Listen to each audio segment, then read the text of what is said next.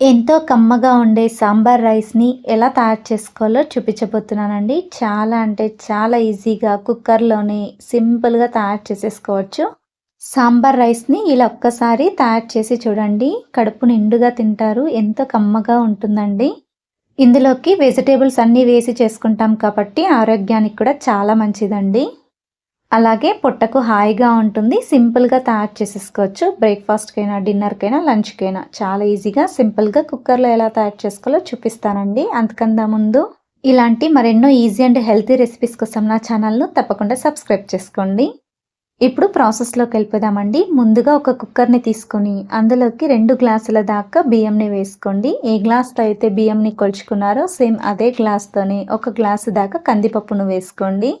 ఇప్పుడు వీటిని 2 సార్లు బాగా వాష్ చేసుకున్న తర్వాత ఏ గ్లాస్‌తో అయితే మీరు కందిపప్పును ఇంకా బియ్యాన్ని కొలుచుకున్నారో సేమ్ అదే గ్లాస్‌తోనే నీళ్ళను కూడా కొలుచుకోవాలండి. ఒక గ్లాసుకు 3 గ్లాసుల చొప్పున నీళ్ళను వేసుకోవాలి.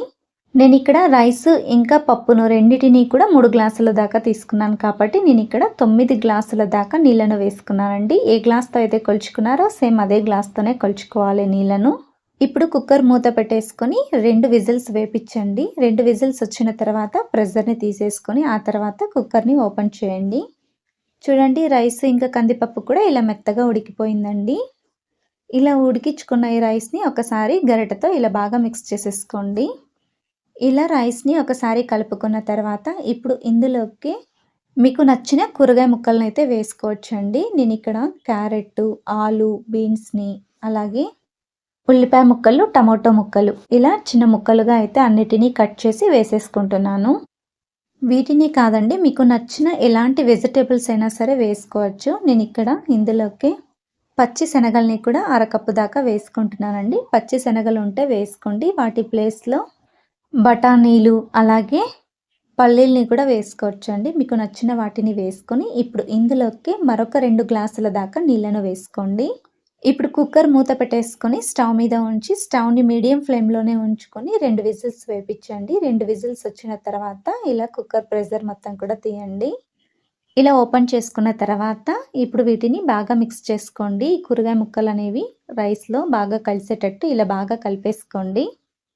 ఎప్పుడైనా సరే మనకు సాంబార్ రైస్‌లో రైసు ఇంకా కందిపప్పు అనేవి మెత్తగా అయిపోవాలండి. అందుకోసమే నేను 2 సార్లు విజిల్స్ వేపించుకున్నాను. ఇలా కలిపి ఉంచుకొని కుక్కర్‌ని పక్కనుంచేసుకోండి. నెక్స్ట్ వచ్చేసి గుప్పెడంత చింతపండును తీసుకొని 2 సార్లు బాగా వాష్ చేసి ముందుగానే నానబెట్టేసుకొని ఇలా పక్కనుంచుకోండి. ఇప్పుడు స్టవ్ మీద ఒక ప్యాన్‌ని ఉంచుకొని అందులోకి 2 టేబుల్ స్పూన్ల దాకా ఆయిల్‌ని వేసుకోండి. ఆయిల్ కాస్త వేడెక్కిన తర్వాత ఆవాలు, జీలకర్ర, ఎండుమిర్చి అలాగే కరివేపాకును కూడా వేసుకొని ఫ్రై చేసుకోండి. మంటను లో ఫ్లేమ్‌లో ఉంచుకొని పోపు కాస్త ఫ్రై అయిన తర్వాత ఇప్పుడు ఇందులోకి అరకప్పు దాకా చింతపండు గుజ్జును వేసుకోండి. ఆయిల్‌లో మీరు చింతపండు గుజ్జును వేస్తున్నారు కాబట్టి నిదానంగా వేసుకోండి. అలా అయితే ఆయిల్ అనేది చిట్లకుండా ఉంటుంది.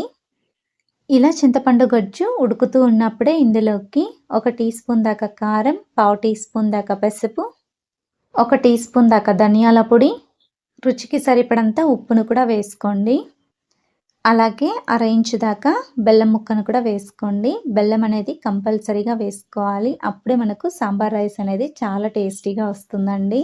ఇప్పుడు వీటన్నిటిని కూడా బాగా కలిసేటట్టు కలుపుకోండి. లో ఫ్లేమ్‌లోనే ఈ చింతపండు అనేది చిక్కపడేంత వరకు కూడా ఉడికించుకోవాలండి.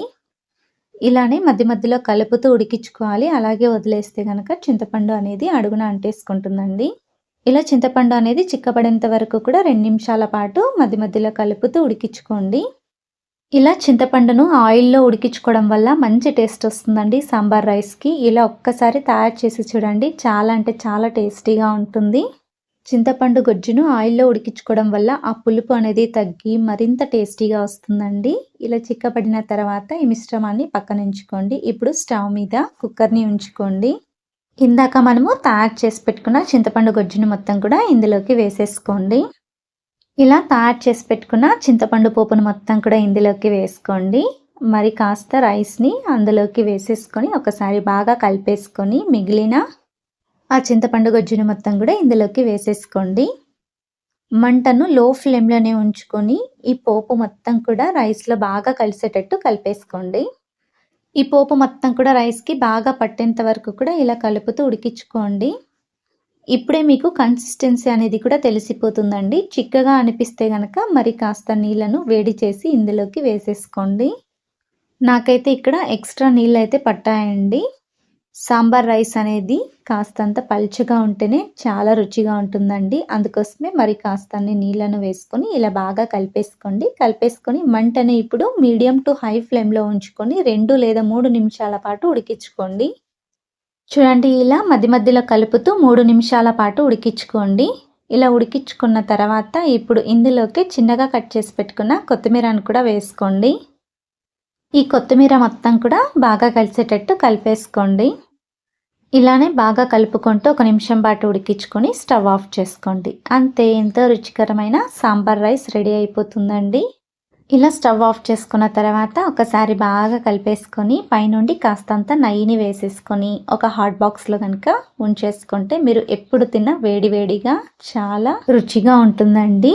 ఇందులోకి వేడి వేడిగా నెయ్యి వేసుకొనైనా తినొచ్చు. లేదంటే పెరుగు బజ్జీతో గానీ, మిక్చర్‌తో గానీ, అలాగే చిప్స్‌తో గానీ దేనితో తిన్నా సరే చాలా అంటే చాలా టేస్టీగా ఉంటుంది. ఇలా మిక్చర్ వేసుకొని సర్వ్ చేసుకొని తినండి. చాలా అంటే చాలా రుచిగా ఉంటుంది. తప్పకుండా మీరు కూడా ఇంట్లో ట్రై చేయండి. మీకెలా వచ్చిందో మీ ఫీడ్‌బ్యాక్‌ని కింద కామెంట్ సెక్షన్‌లో కామెంట్ చేయండి. అలాగే లైక్ చేయండి, షేర్ చేయండి, సబ్స్క్రైబ్ చేయండి. ఇలాంటి మరెన్నో మంచి మంచి వీడియోస్‌తో మీ ముందుకొస్తా. Thank you for watching video.